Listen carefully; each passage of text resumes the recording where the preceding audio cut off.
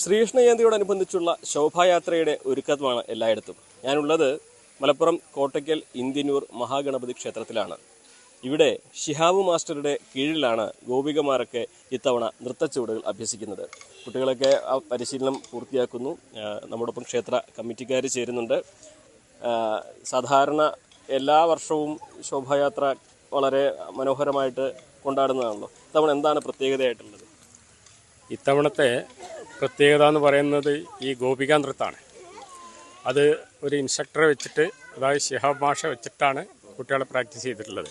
കുറേ ദിവസങ്ങളായിട്ട് അതിൻ്റെ പരിശ്രമത്തിലാണ്, പ്രാക്ടീസിലാണ്. അപ്പോൾ വളരെ നല്ലൊരു റിസൾട്ടാണ് ഞങ്ങൾ പ്രതീക്ഷിക്കുന്നത് കുട്ടികളിൽ നിന്ന്. മാഷ ആദ്യമായിട്ടാണോ ഈ ശ്രീകൃഷ്ണ കുട്ടികളെ അഭ്യസിപ്പിക്കുന്നത്? ആദ്യമായിട്ടാണ്. എന്താണ് നമ്മൾ ഇത്തവണ അവർക്ക് കൊടുത്ത നിർദ്ദേശങ്ങൾ എന്തൊക്കെയാണ്? ഏത് പാട്ടിനനുസരിച്ചാണ്? കണ്ണൻ്റെ പാട്ടിനെ കുറിച്ചിട്ടാണ്.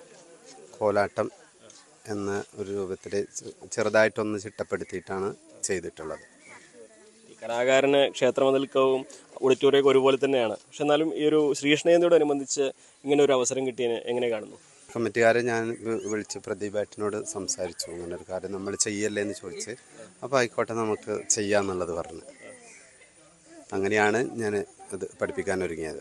സാധാരണ കലോത്സവത്തിനൊക്കെ ആയിരിക്കും. കലോത്സവത്തിനാണ് പഠിപ്പിക്കുക. സ്കൂളിൽ കലോത്സവങ്ങൾക്ക് അതുപോലെ വാർഷികങ്ങൾക്കൊക്കെ പഠിപ്പിക്കാറുള്ളതാണ് ഡാൻസൊക്കെ. പക്ഷെ ആദ്യമായിട്ടാണ് ശ്രീകൃഷ്ണ ജയന്തിക്ക് ഇതുപോലൊരു ഗോപിക നൃത്തം സെറ്റ് ചെയ്തിട്ടുള്ളത്. എന്താണ് മാഷെ നമ്മൾ തിരഞ്ഞെടുക്കാനുള്ള കാരണം? മാഷ് നമ്മുടെ നാട്ടുകാരനാണ്. പൊതുവെ കലാവേദികളിലെല്ലാം ഒരു നിറസാന്നിധ്യമാണ്. അപ്പോൾ നമ്മൾ ശോഭയാത്രയാണല്ലോ, അപ്പോൾ ഇതൊന്ന് ഒരു നല്ല ശോഭ ഉണ്ടാവണം എന്നുള്ളൊരു ഉദ്ദേശത്തോടു കൂടിയാണ് പ്രാവശ്യം നമ്മളിത് ഇങ്ങനെയൊരു സംഭവം പ്ലാൻ ചെയ്തത്. എല്ലാ വർഷവും ഇന്ത്യനൂരിൽ നിന്ന് ഉണ്ടാവാറുണ്ട്.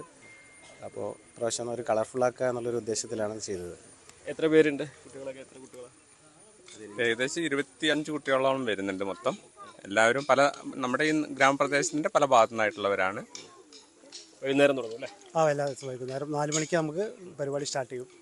6 മണി 7 മണിയാകുമ്പോൾ സമയം. ഈ കുട്ടികളൊക്കെ എങ്ങനെ പ്രാക്ടീസ് ചെയ്ത് കഴിഞ്ഞോ? എത്ര സമയം കിട്ടിയോ നമുക്ക്? കുഴപ്പമില്ല. കൂടുതലായിട്ട് 10-20 ദിവസം ഏകദേശം പിടിച്ചു.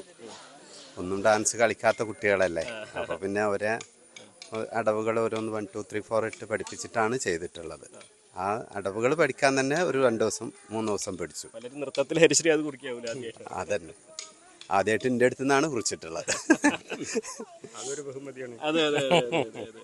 എന്താണെങ്കിലും ചരിത്രം ഉറങ്ങുന്ന ഇന്ത്യന്നൂരിൽ മറ്റൊരു ചരിത്രമാണല്ലേ?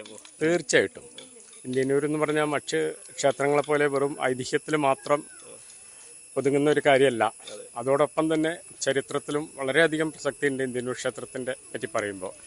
പിന്നെ ഇന്ത്യന്നൂർ എന്നുള്ള പേര് തന്നെ മറ്റൊരു സ്ഥലത്തും നമുക്ക് കേൾക്കാതാണ്. ഇന്ദീശ്വരൻ കോതൈ എന്ന് പറയുന്ന രാജാവിൻ്റെ ഭരണകാലത്ത് ഇവിടെ കുഴിച്ചിട്ടിരുന്ന ഒരു ശിലാഫലകം, വട്ടെഴുത്ത് ശിലാഫലകത്തു നിന്നാണ് ഇന്ദീശ്വരൻ കോതയുടെ കാലഘട്ടവും അദ്ദേഹം ക്ഷേത്രം പുനർനിർമ്മിച്ചെന്നുള്ള കാര്യമൊക്കെ നമ്മൾ. അപ്പം ഇന്ദീശ്വരൻ കോതൈ എന്നാവാം ഇന്ത്യന്നൂർ എന്നുള്ള പേര് വന്നെന്നാണ് MGS നാരായണൻ സാറിൻ്റെ ഒക്കെ അഭിപ്രായം, ചരിത്രകാരന്മാരുടെ അഭിപ്രായം. എന്നാണെങ്കിൽ നമ്മളൊരു ശ്രീകൃഷ്ണ ജയന്തി ഒരു മതേതരത്വത്തിന്റെ ഒരു അടയാളമാണല്ലോ. തീർച്ചയായിട്ടും അത് ഞങ്ങൾക്ക് വലിയൊരു ബഹുമതിയാണ്. ഇന്ത്യന്നൂർ ദേശം നൂറ്റാണ്ടുകൾക്ക് മുമ്പ് തന്നെ ഹിന്ദു മുസ്ലിം തോളോട് തോള് ചേർന്നിട്ട് എല്ലാ കാര്യത്തിലും പരസ്പര വിശ്വാസത്തോടും ബഹുമാനത്തോടും പാരസ്പര്യത്തോടും കൂടിയിട്ട് എല്ലാ കാര്യത്തിലും മുന്നിട്ടിറങ്ങുന്ന ഒരു ദേശമാണ് ഇവിടെ.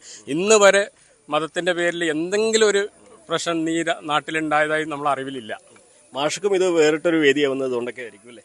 ശരിയാ. എങ്ങനെയാണ് ഇത്രമാത്രം സന്തോഷമുണ്ട്?